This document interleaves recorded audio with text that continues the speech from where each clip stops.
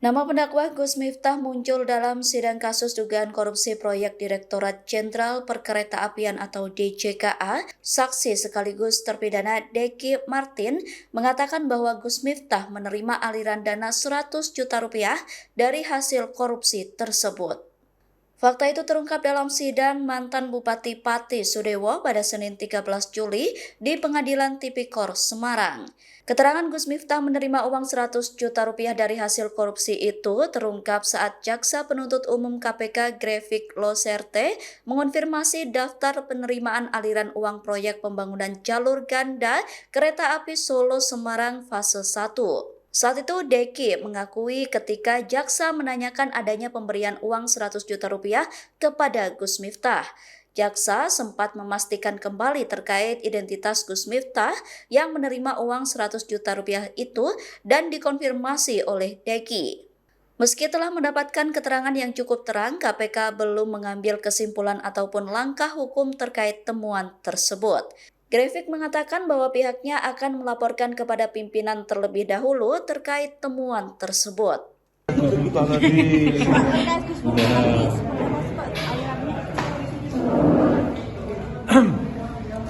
Hari ini, terima kasih teman-teman media, hari ini kita mendapatkan keterangan yang cukup terang benderang dari saksi yang bernama Deki Martin.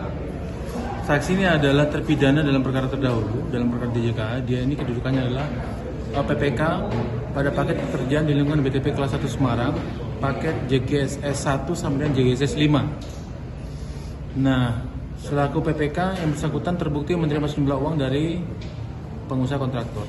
Nah, dari sana kita dapat informasi bahwa uang-uang itu beredar sampai jauh. Salah satunya kepada Gus Miftah. Senilai kurang lebih berapa tadi? 100 juta rupiah. Semoga itu jadi catatan kita semua bahwa uangnya mengalir sampai jauh. Terkait tindakan apa yang kami lakukan, kami belum bisa memutuskan hari ini, kami akan lapor ke pimpinan. Demikian yang bisa kami sampaikan. Terima kasih. Kalau yang Pak Muhammad Suryo gimana Pak? Kami pun akan melakukan hal yang sama. Kami bisa memutuskan apa-apa. Seluruh fakta persidangan akan kami lapor secara berjenjang dan tertulis kepada pimpinan untuk diambil keputusan dan kebijakan sebagaimana mestinya. Hari Rabu tanggal 15 Juli 2026 pukul 9.30 ya, untuk menyatakan buktinya dan kemudian dalam persidangan ini tadi Pak Birnat PPK katanya menyampaikan 0,5% 721 juta kepada saya yang diberikan melalui Pak Nur Hidayat. Pak Nur Hidayat menyanggah bahwa Pak Nur Hidayat tidak pernah menerima uang 721 juta dari Pak Birnat. Artinya saya juga tidak pernah menerima uang itu. Kemudian tadi juga ada keterangan bahwa Pak Nur Hidayat mendapatkan proyek dari double kereta di Mojokerto itu JMS 1 sebesar 10% dari porsi proyek. Itu juga dibantah bahwa 10% itu atas usahanya Pak Nur Hidayat sendiri, bukan karena usaha saya.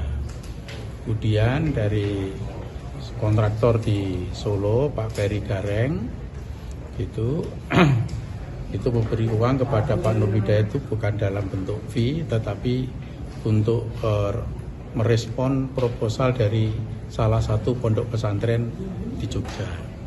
Nah, soal perbaikan jalan itu clear bahwa jalan di lingkungan saya itu terdampak karena pembangunan kereta.